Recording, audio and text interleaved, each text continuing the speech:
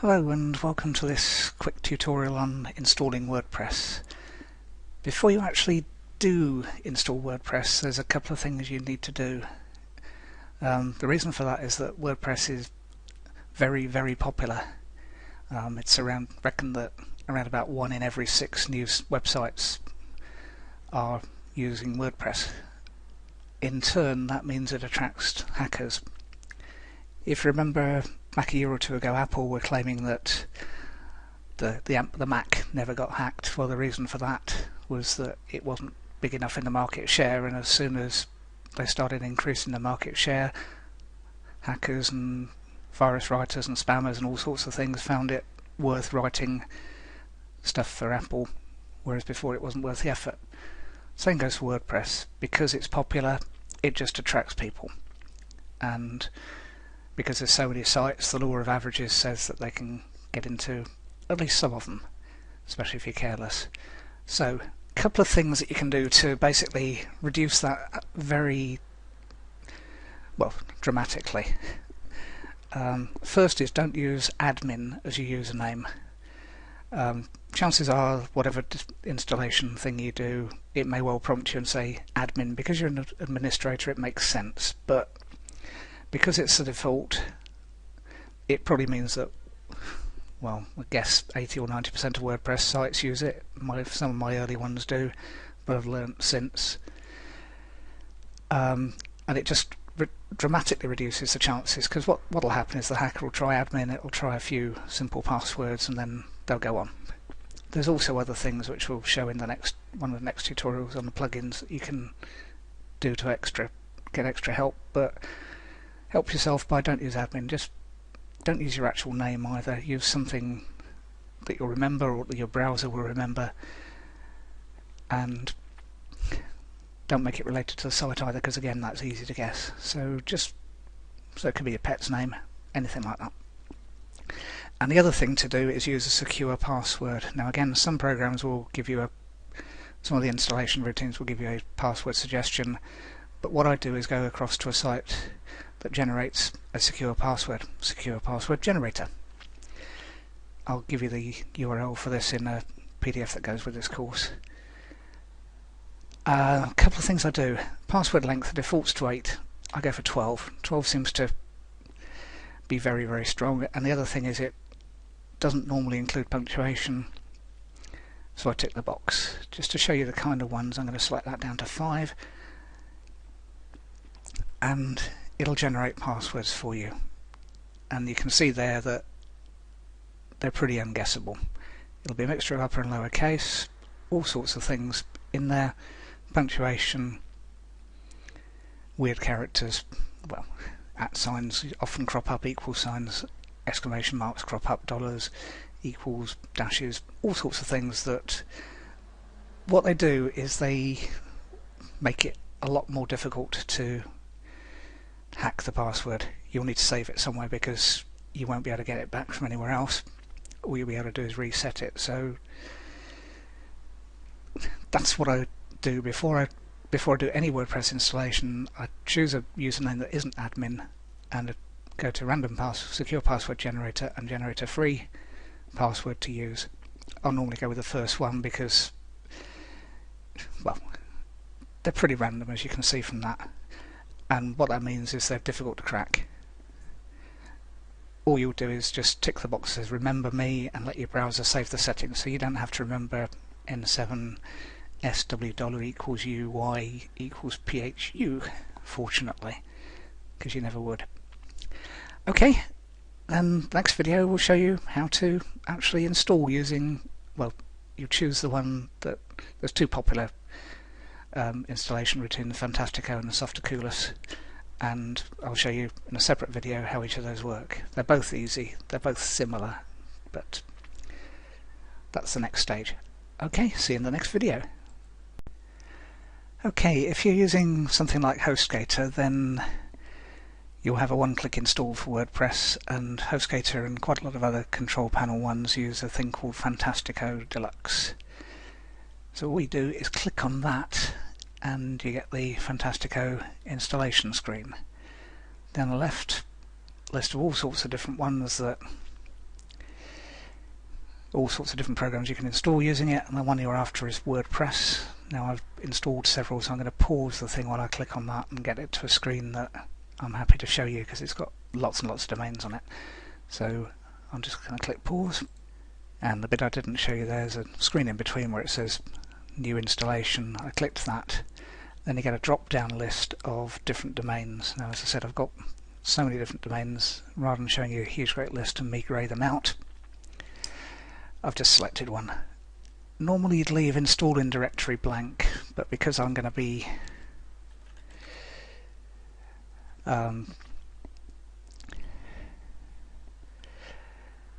bear with me, because I've already got a WordPress domain in this one, I'm going to ask it to install in the demo directory. Admin username, as I said before, you shouldn't use one that's called admin.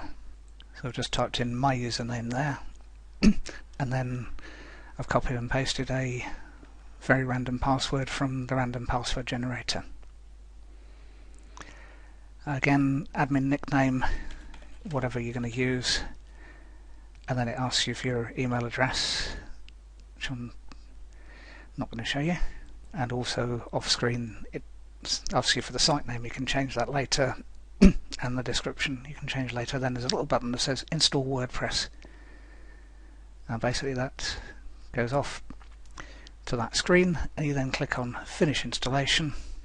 As you can see, it's done it into a demo thing, because I'm not going to keep this. Finish installation, basically it's done everything. So we can then go to that link and see the, again that won't be the right thing, so do that. And that's another thing you're going to see quite regularly if you use the automatic install. Let's move that screen slightly. Lots of updates. What this is that Fantastico and other installation routines don't keep everything up to date, but that's fine. Just click on the updates thing, select everything, update plugins. It'll go ahead and do that. Return to WordPress updates, themes, tick everything, update themes. And when you've done that, you may or may not have to go through this. It depends when you're doing it, how up to date your host's version of Fantastico is. And then WordPress update, you've got nothing in there, so you don't need to worry about the bit that says take a backup. You're supposed to read that. I tend not to, but I will show you about that again in one of the plugins I do that kind of gets over that. So update now, and that gives a fresh installation of WordPress. Click in the site, we've got a demo site, hello world, and a few other posts. So that's it. That's as easy as it gets with installing WordPress. Then you have to configure it, and we'll come on to that in the next video. Hello. Your web host, if they don't have Fantastico, might have something called Softaculous, and depending on your control panel, it might look as this one does down here on where it says that, or it might look like this, where it actually just tells you that you can install various apps, and it just gives you the popular ones rather than making you jump through hoops. Either way, when you click on that, if you click on the Softaculous link, if you get that option, then it'll give you all the popular ones there, and one of those is WordPress, and you click on install, which will then lead you to the option of where you want to install it. Normally you'd leave HTTP. Site, I'll scrub that out on the actual video. Install in a directory, I'm going to call it demo, WP demo. Database name, it'll give you just accept the default unless you've got any preference. Prefix, leave as default unless you've got any preference. Site name, demo site. You can change these later anyway. Site description, whatever. Don't enable multi-user unless you really want to. Now it'll give you a default admin name. Don't use admin, because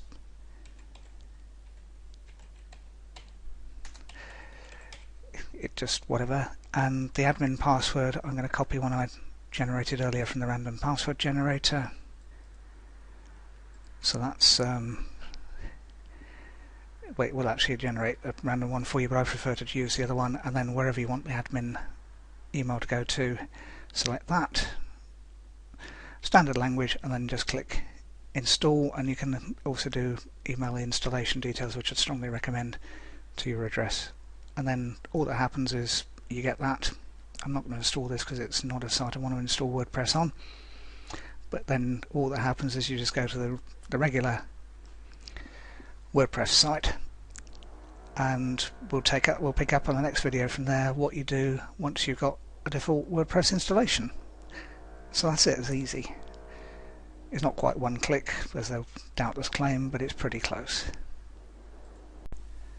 Okay, welcome back. Once you've got WordPress installed from Control Panel, and to be honest, if your host doesn't offer that kind of installation with Fantastico, Softaculous or whatever, in other words, if they leave you to your own devices and have to FTP, either you're geeky enough to do that or you need a new host.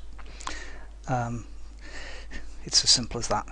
So you'll then come to the default WordPress login screen. So you've got your username and the password.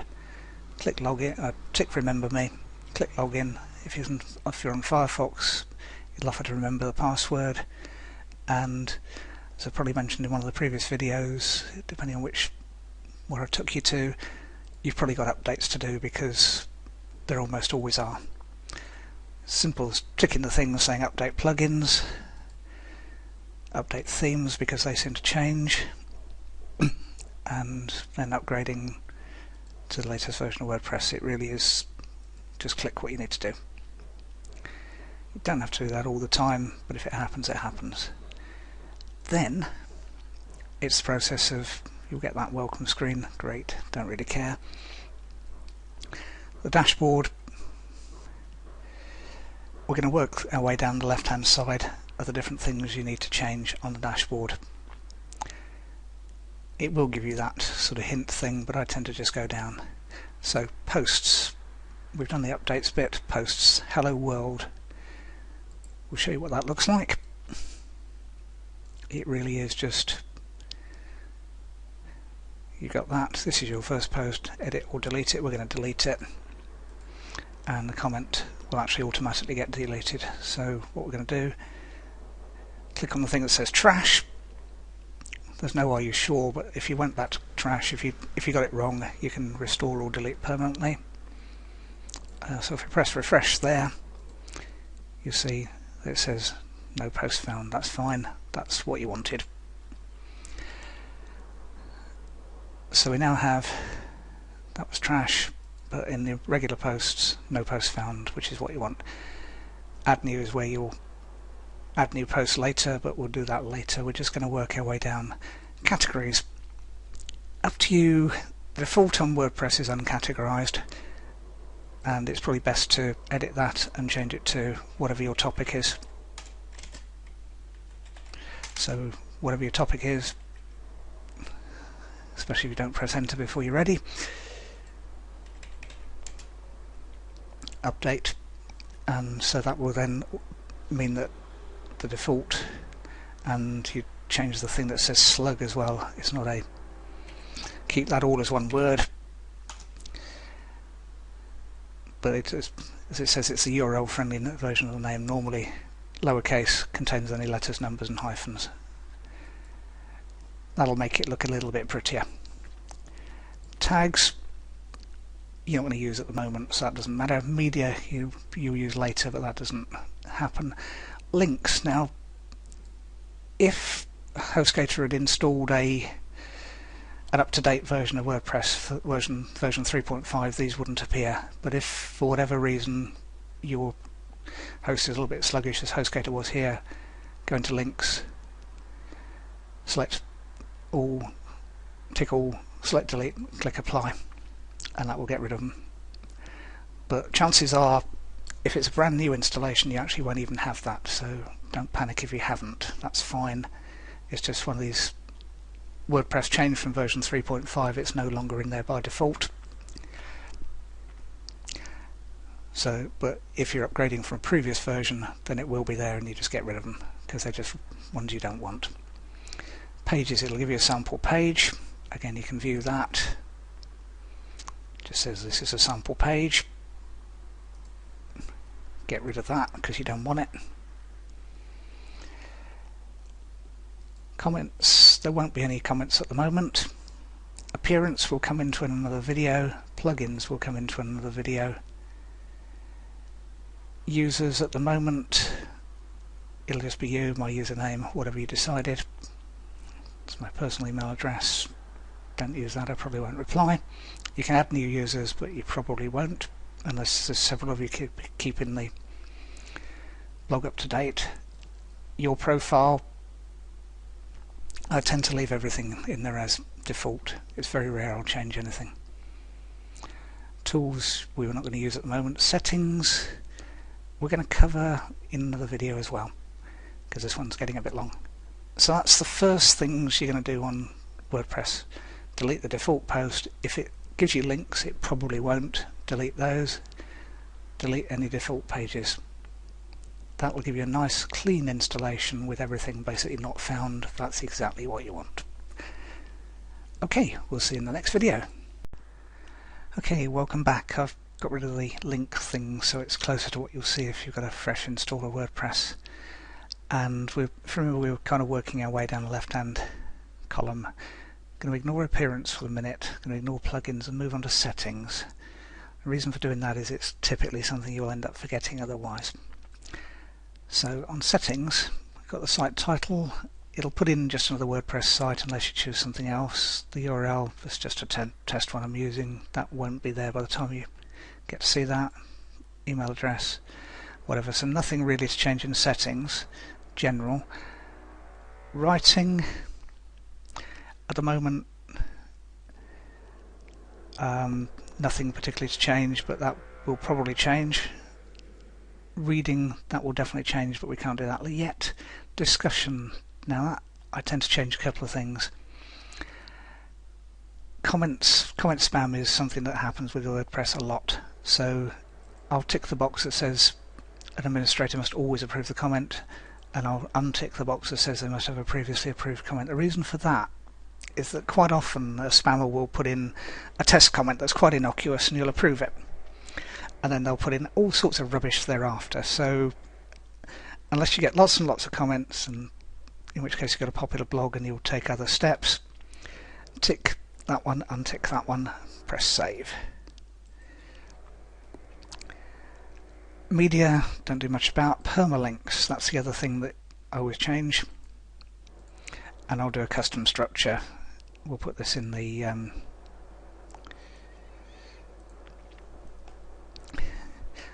PDF that comes with it, but basically post name, so that will just put the post name rather than the default on WordPress, which is p equals whatever, which is just something no good to man nor beast. So post name is the easiest thing to put in. It's what I always put in. As I said, I'll put that in the PDF that accompanies this. You don't have to copy and paste, try and copy it from a video, which you can't do. So that's it on the settings changes. Appearance we'll cover now. If it's a brand new WordPress 3.5 install, you'll only have the 2012 theme in, because I've got other themes lurking around. But 2012 is the one that will get used, and it's the default one. Stick with it for the minute, and we can change it later. Widgets. What'll happen, let's move that across, is that you'll get a sidebar which has a load of rubbish in it. Search, I leave. Recent posts I tend to leave. Recent comments drag out the way. Archives drag out the way. Categories drag out the way. And meter drag out the way. And that will happen by default. So that just gets rid of them there. So we've got recent word posts, hello world, because I'll get rid of that. Okay, I've got rid of that. That was just because I had to do a fresh install of WordPress and I'd forgotten to clear those out before we started.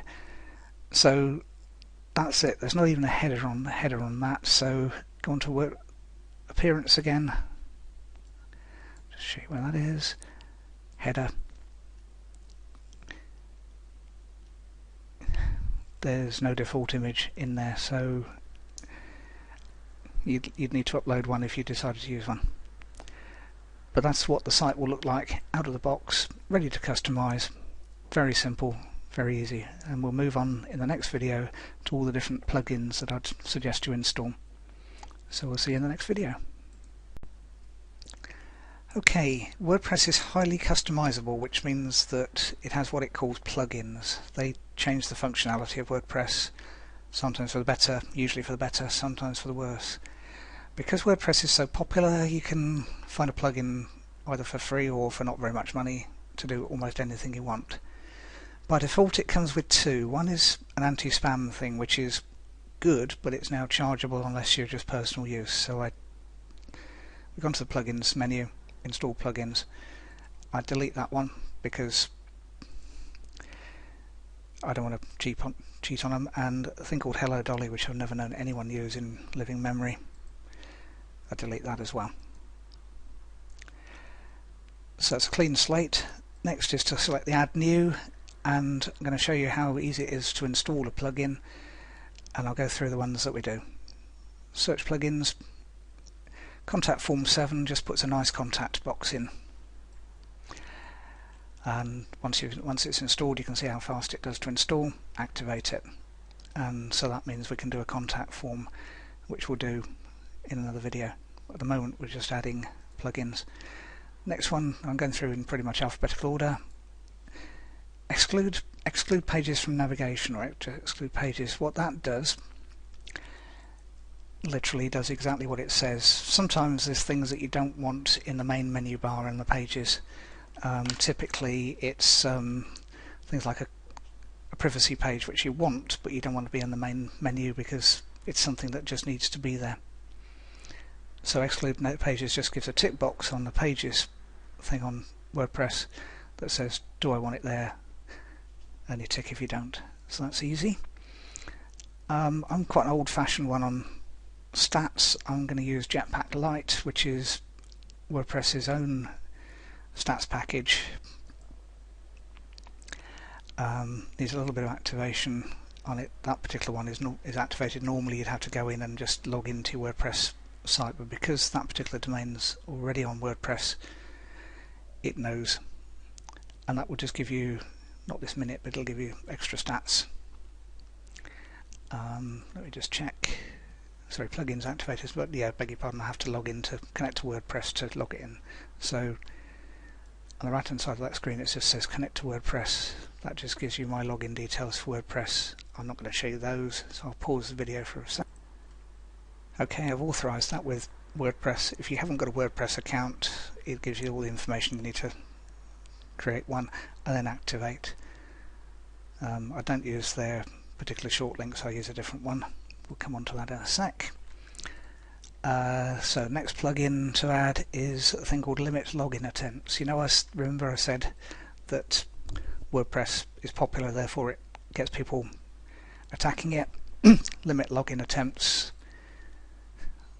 doesn't give people many chances to do that. So I'll show you all these different ones in another video. All we're doing on this one is showing you the quick install.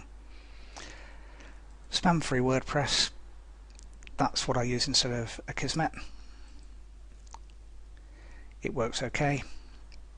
You have to have an authorization key, so you click on the thing that says enter your free license key, and Firefox remembers that for me. So instead of all the sections saying this needs whatever, it's now activated. Very quick, very easy. If you remember I said about database backups and things, WordPress database backup, I think it's called that. No.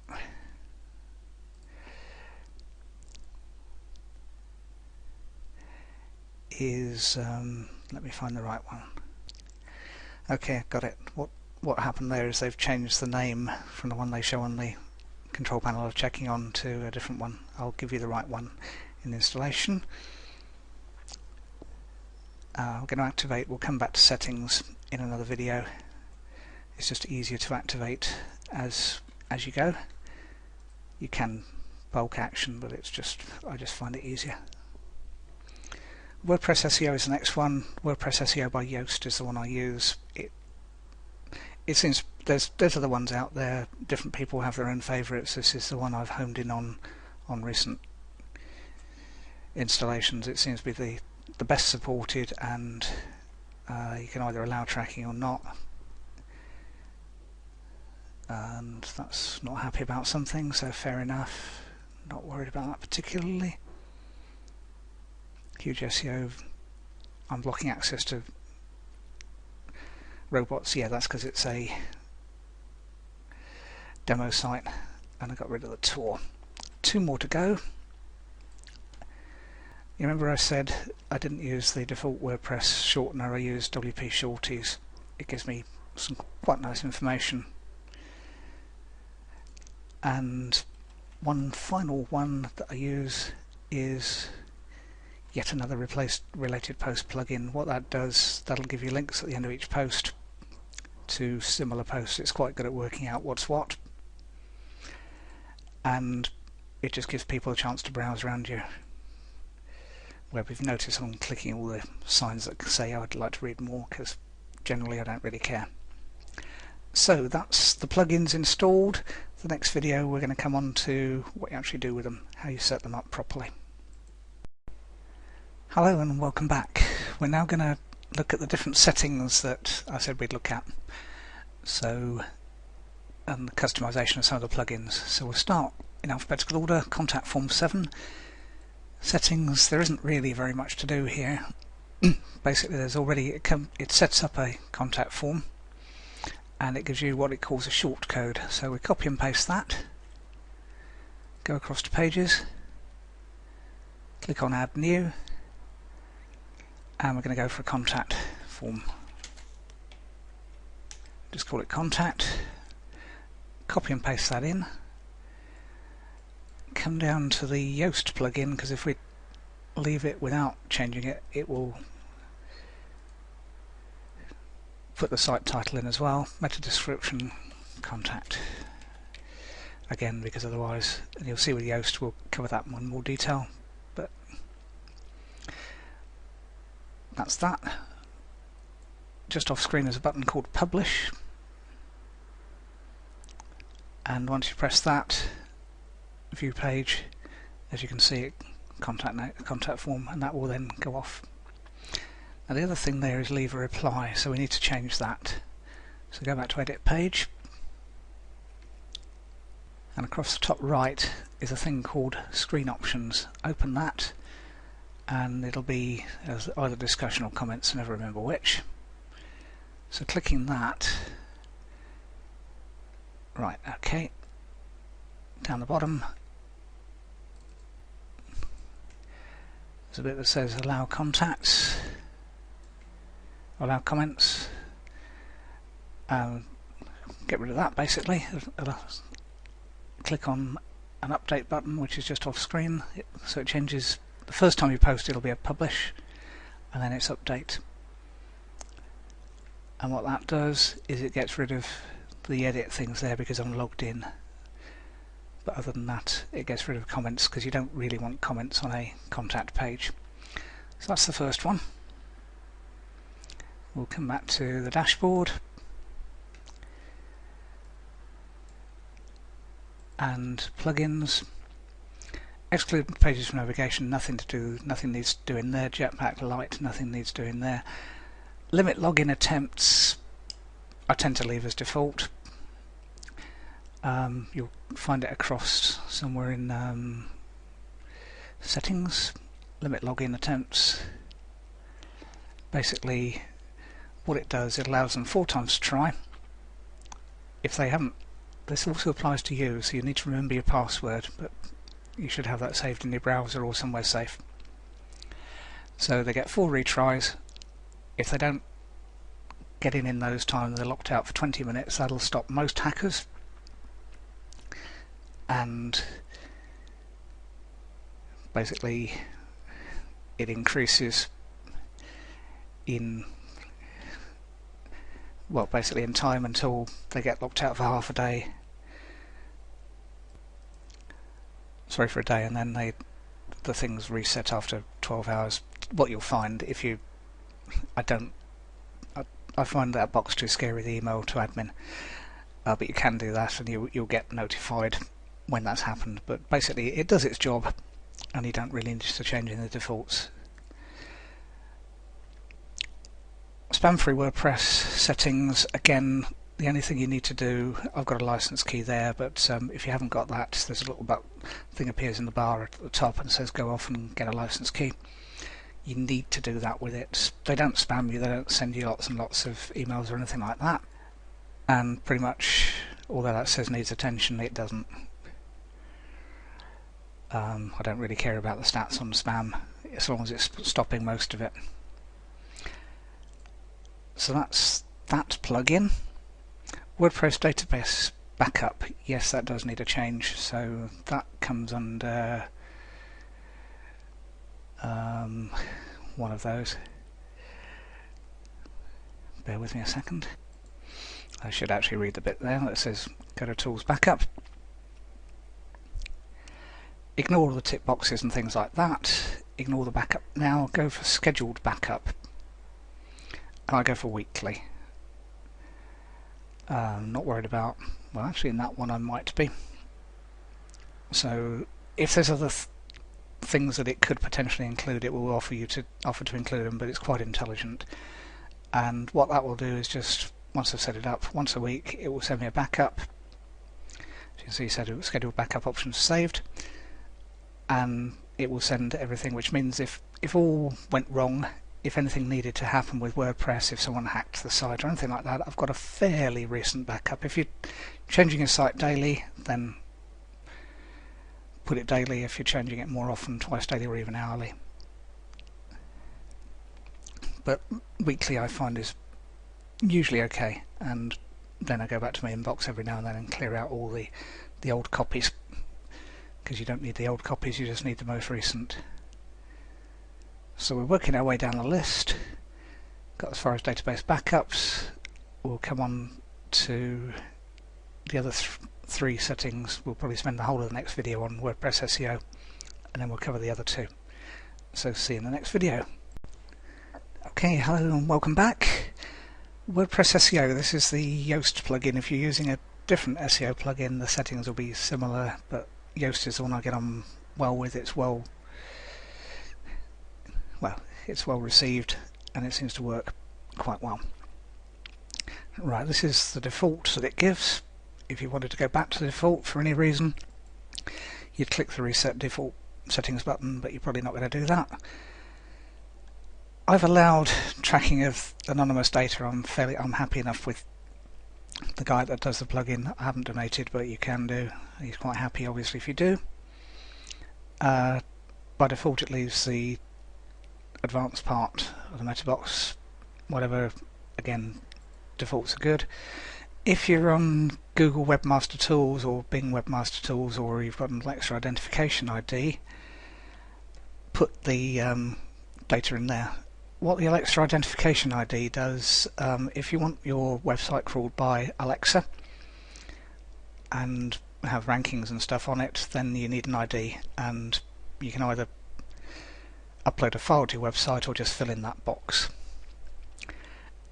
So you put your IDs in those as appropriate. Titles and meta descriptions. I tend to tick force title rewrites, even though it says you don't necessarily need to do that. What that does is if you use a separate title on Yoast, which I suggest you do, it'll just make sure that happens. The meta settings, no index subpages of archives, go for that. Use the meta keywords tool, no. Use the no ADP, no. And no wider. Right, meta keywords tag pretty much is obsolete. It was around in the early days of the internet, and about 3 minutes after it's invented it got spammed.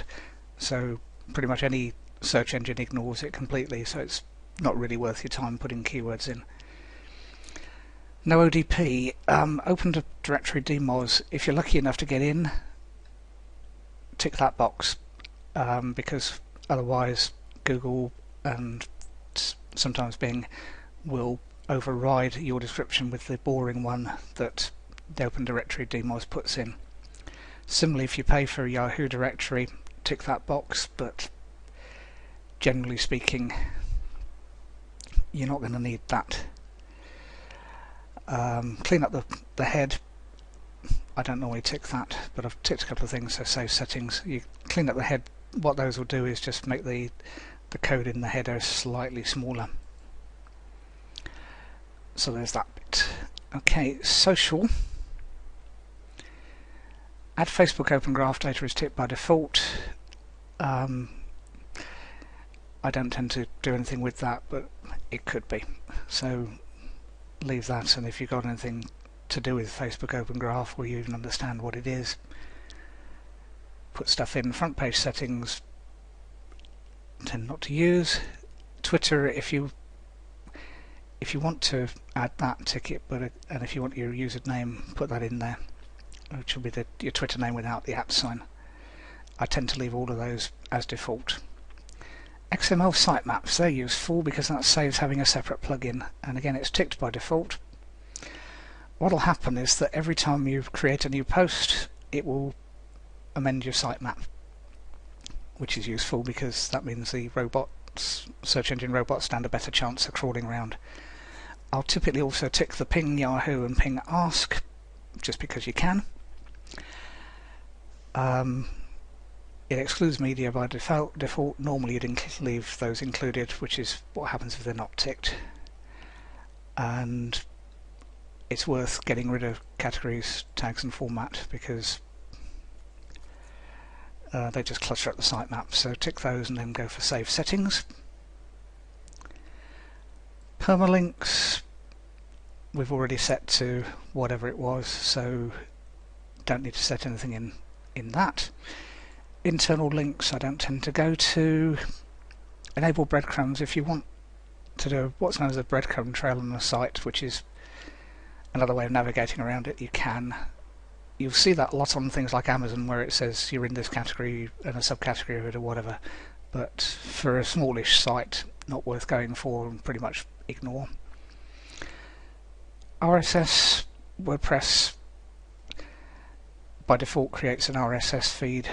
Stands for really simple syndication. You don't need to know much about that. You can add stuff there if you understand what you're doing. I tend to leave it as is. Import and export. If you've got a default Yoast thing, you can do it. Again, I tend not to use it. Edit files will almost certainly be scary, and you wouldn't want to do that. Generally speaking, what the files though are robots text, which is basically line by line that says allow any robot to come in. Don't let it crawl around the CGI bin, don't let it crawl around any of the back-end WordPress stuff or anything else. So the defaults are sensible, leave them as that. htaccess file, scary thing to amend, and if you do, on your own head be it, because if you get it wrong it can mess up your whole site. So that's the Yoast SEO plugin. We'll show you how to use that on actual post in another video, but that's it for the default. Not much to change, just a couple of things if that. So, and then that makes your site ready to be search engine optimized. It just puts all the ducks in the right row to be used. So a couple more plugins to talk about, which we'll do in the next video.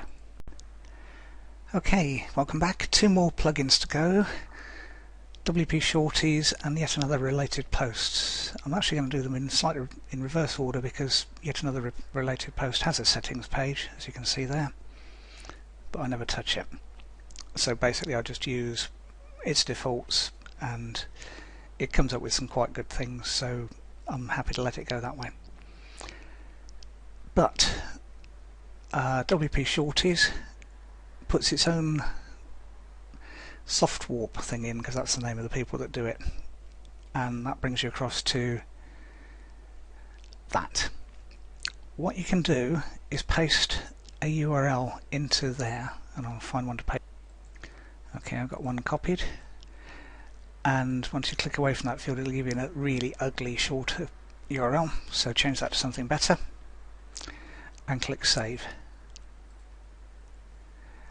I'll move the screen across slightly. Please configure the option it's saying there. Okay, so that means I need to go on to options. I've forgotten about that. And basically, even though it's given you defaults, it doesn't put them in by default.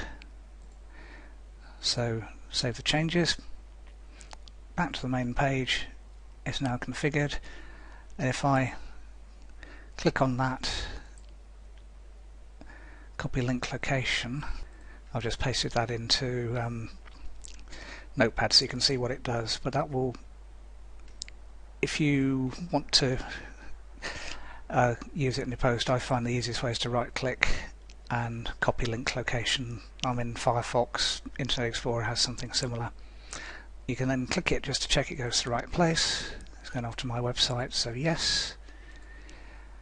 And what will happen now if I move the screen across and press refresh, it'll show that's been clicked once, and the logs option will also show that's been clicked once. It will show which IP address clicked it. That's my current IP address, so you can get a little bit of data there. It'll show you the date and time it was clicked. So if you're one of these control freaks that likes going and checking logs all the time, you've got them with this. But the main reason for it is it keeps your links nice, neat and tidy, and it means that if someone's clicking on, for instance, an affiliate link or something like that that you want to disguise, or you just want to take them off to an Amazon link which is long and stupidly ugly, then you put the long URL in there and give it something meaningful as a name, and then you've just got an easy way to show it. So that's all the plugins I normally do. What we'll do in the next video is just show you how Yoast works in practice on a post and a page, and the last couple of settings that once you've got a post and a page set up. So we'll start looking at that in the next video. Okay, welcome back. I'm going to show you next how to put a post on, because some people aren't always sure with WordPress. The dashboard will actually nowadays give you write your first blog post, or what I tend to do is go across to posts. I usually click on that and then click on add new. You can go direct to add new, or it's up on that screen there, but they know that people find it. I'm going to move the screen across a bit so that you can maybe see, and I'll squash the screen down a bit so you can see what it is. Okay.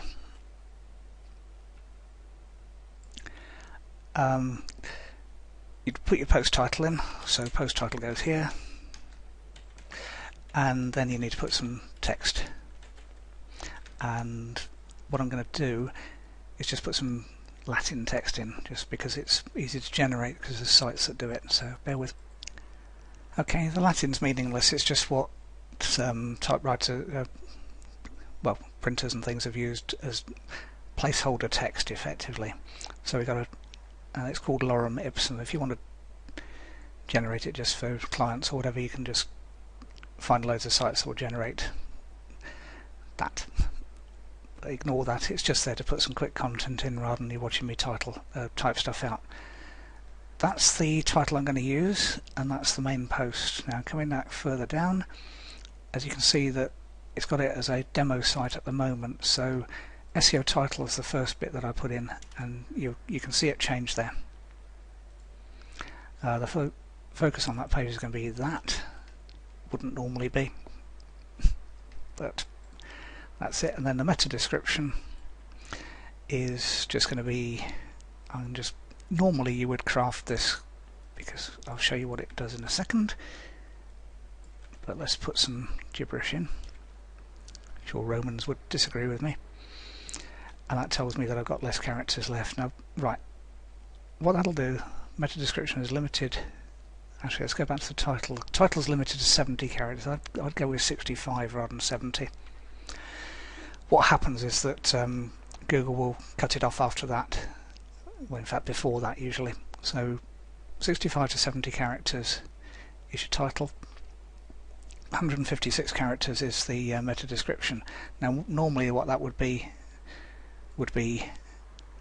I'm cutting the wrong bit there, a call to action, but you can see it will appear there, and because it knows that's your focus keyword, it will do what Google does, which is bold the bits that happen.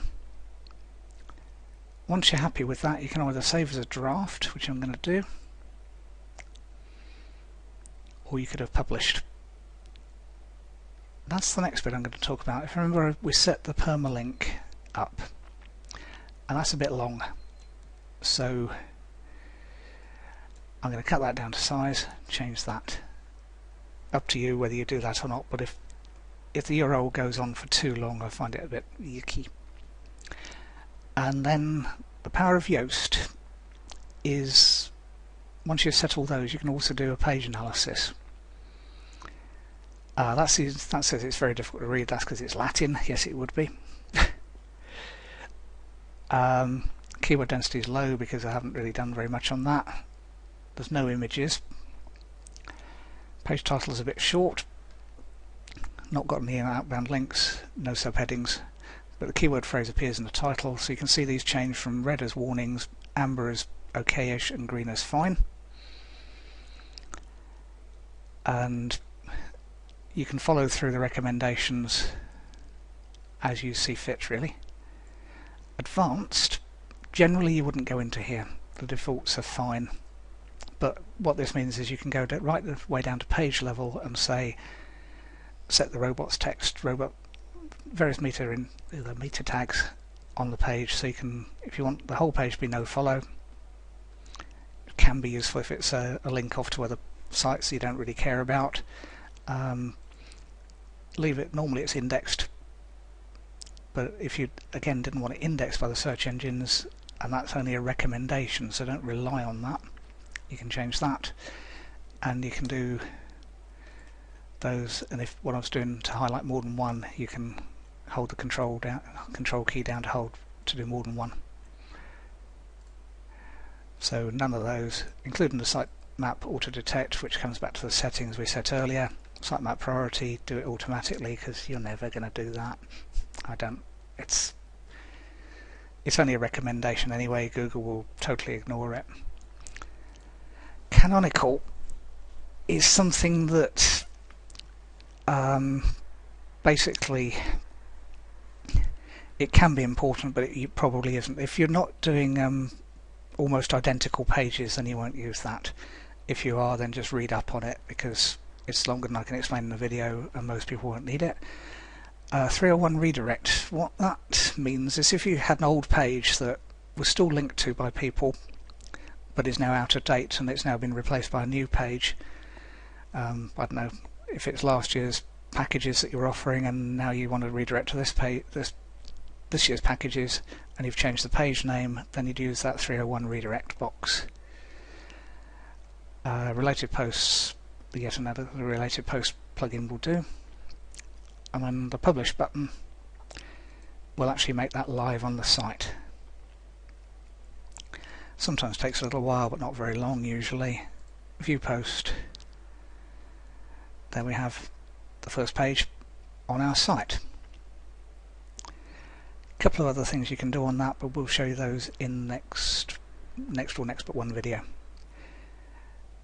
So that's as easy as it is, and if you make any changes to that page, you'll see that the publish button changes to update. So we'll come back to, we'll do a bit more on posts in the next video. Okay, a few more things we're going to do on this post. First one is add one of those things. Just hover over it, it says insert more tag. I'll show you why this matters in a minute, but basically after about the first paragraph or so, insert a more tag, because what that'll do, basically I'll explain it later properly, but basically what it'll do, on the front page of your site you're just going to show an excerpt from the post, and that defines where the excerpt is. It gives you control over it rather than letting some software do. Next up, one of the things, if you remember, Yoast said about was an image, and I'll generally add an image into the post Not always, but if I've got one that's relevant and you need to make sure that you've got the copyright for it, I'll show you a site actually now where you can get those. Just a minute. Okay, the site's called Stock Exchange, and that's actually shortened to the letters SXC, Sierra X-Ray Charlie .hu, which is H for hotel, U for uniform. It's owned by Getty Images, but obviously by the HU extension it wasn't originally then. What you can do is search for an image. So let's go image, let's be really brave. And it will bring up usually some premium results there, but you just go for the regular results. Pick on one of them, hover over it, and you can see a slightly larger image. That's cash register, that's obviously a coin of some sort, quite an old one. And that one has extra restrictions. The guy must be notified and credited, so I ignore those. Many can't be bothered to go through that process. I want to use it now or not at all. So I've got a nice tranquil looking scene there. Scroll down, that needs whatever. So you just scroll through, find an image that you like, and then just double check that you're allowed to. That one, standard restrictions apply, that one's fine.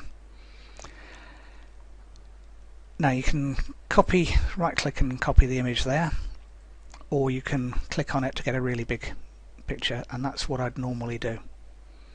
It looks blurry because that's just how that particular image is, because it's focusing on that flower.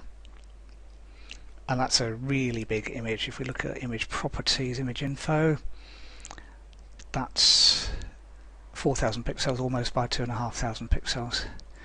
That's big. I'll download that, save it somewhere, and then add media. Now I'm not going to use that particular one. Actually I could, let's do it for simplest. Okay, I've saved that giant image. Then click your cursor where you want the image to be, and click the Add Media button. Now you can do this with PDFs, you can do it with audio files, anything, but I'm going to select that one. You can either click Select Files, or you can do Upload Files. It'll bring up the same window somewhere. Okay, I've done Select File now, and here are some I've saved earlier, including that particular one. So let's just find it. Just bear with me. That one. Click it, and it will upload. You can see the progress. It's quite fast because I'm on fast broadband. And what it will then do, it'll give it a title. Because I'm going lorem ipsum as my SEO'd word, I gave it that name. And what I'll do is change that so it's got spaces in it. Click in the Alt box and add image, if I can spell. And then you get different options here. Right align because that's what I last used. Let me just move that up a little bit. Link to a custom URL. No, it's just going to go to its ordinary one. Size medium. Insert into post. It'll put it there. And then if you hover over or click on the image, you'll find two things. One gets rid of it. Don't click on that because you have to go through the whole process again. Edit image, and that brings up an editing box. There you can see the alt text to put in, link URL, link to image. So what that'll do, it's got a small image in the post and a larger one that it links to. That's good for SEO purposes. It works nicely. And then click across to advanced settings. I'll tend to put a border of 5 pixels around it. You can see Firefox has remembered that for me. And that link I've just told it to do, open in a new window and update. Open a new window just means if someone actually clicks on the image, it doesn't take them away from that post, it just opens a new tab in their browser. And if we then go down to page analysis again, you'll see that it's now said you've got an image. So that's useful. Then remember to update, otherwise WordPress doesn't always tell you to, and then whatever work you did is all in vain. These other things over here, you can, if you click publish and didn't want to, you can change it to pending review or draft. Visibility defaults to public, but if you want that post to be completely private or password protected, you can do those. Public and sticky, you're probably not going to, but you might want to, but there's better ways of doing that. And then scheduling. If you want to change the date of the post, you can change the date in there. So it knows it's January, it knows it's this year, it knows today's date, I was recording it, and it knows today's time. But you can change that and you can publish in the future, and WordPress will then just drip feed those. Formatting, don't do very much about. We've got a category of uncategorized, it's in that, but if you wanted a new category, that tags I tend not to use. Featured image I tend not to use. So that's basically it. That's all done. And if we click View Post again, you'll see that the image is in there, and clicking on the image brings up a new one of that fantastically detailed thing. Okay, that's it for those. We'll then go on to pages in a minute. We've done one already, which is the contact page, but I'll show you another one, and that'll probably just about wrap it up. So see you in the next video. Okay, we're also going to add a new page to the site now. WordPress differentiates between what it calls posts and pages. Typically a page will appear in the contact bar. So if we go, in the main site navigation. So if we go to the demo site, open a new tab for us, and you'll notice that we've now got home and contact. So I'm going to add another page, and actually what I'm going to do, because I want the contact page to be around about the right hand side of the menu bar, what you can do is a little thing called order. That normally defaults to nothing and it just then goes alphabetical, but if we put that to 100 and go update, and then we're going to add a new page which is going to be, I'm going to call it all about, because whatever, and we're just going to add some waffly text. You can again change that, and we can go down to Yoast and change SEO title and whatever. That will freak because I'm not there, but it'll be fairly happy with what I'm typing there. This is just for demo purposes. You'd spend a lot more time on it than this. Now across on the right, I've got all the stuff from before with visibility, publish immediately and stuff like that. You can put it below the contact, so if you want to do menus you'd use that, so that's where you use parent. Default template, now this is going to be the front page of my site, and you either do, you've got a choice there, a front page template or a full width template with no sidebar, or the default. This is going to be the front page, so I'm actually going to call it front page template. And that's the exclude pages from navigation. That only includes on pages, not posts. So if we did another one called privacy, we'd untick that, because typically we'll put that somewhere else, out of the way, tucked, hidden, but visible. If that makes sense, it won't be on the main menu bar. So we got that, and click back to the demo site there. Move that across, so we got home, all about me and contact. That's going to change in a minute, but all about me is what we just put there, and home at the moment is just that snippet. You remember I put that more thing in there? That's where continue reading happens. Now we're about to change that, so back to the dashboard. Got one more page to add first, because this particular site I'm going to basically have as pretty much fixed pages mainly, but also a kind of news section, and I'm going to call that news section a blog just because everyone else seems to. And that's all that's going to go in there, literally a title and a blank page. The reason for that you'll see in a minute. So that's there. If we view the page, it's boringly blank.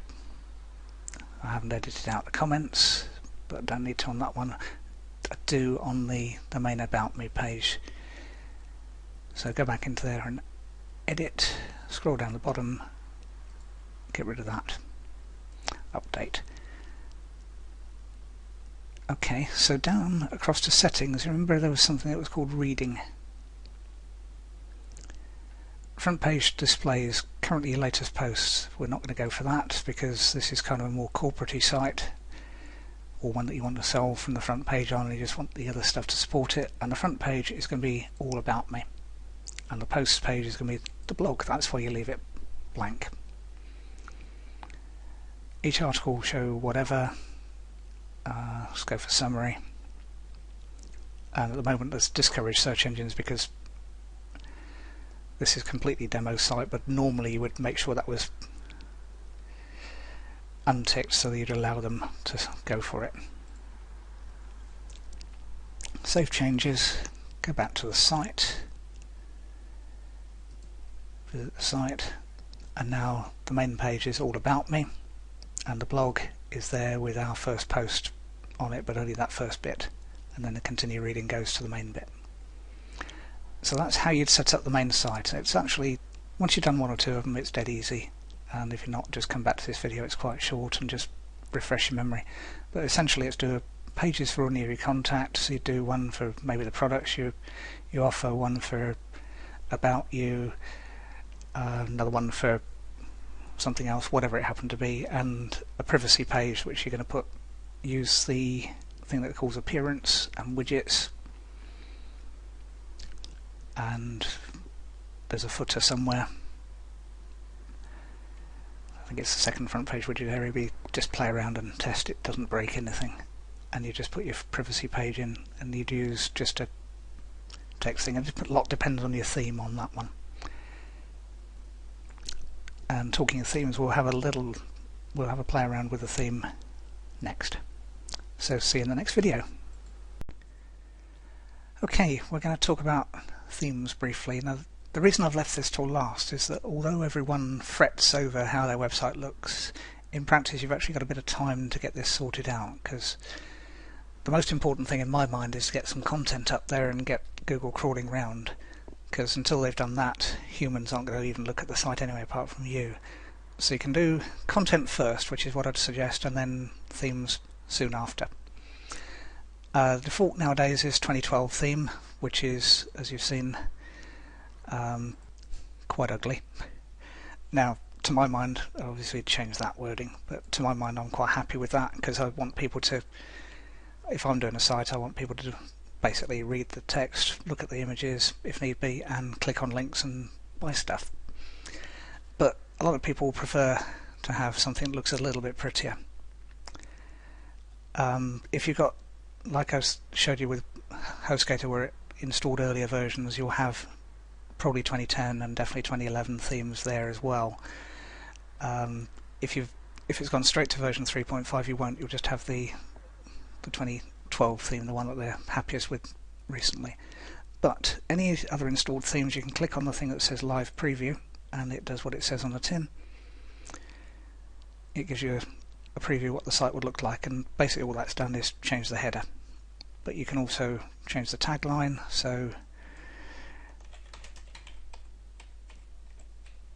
and that happens as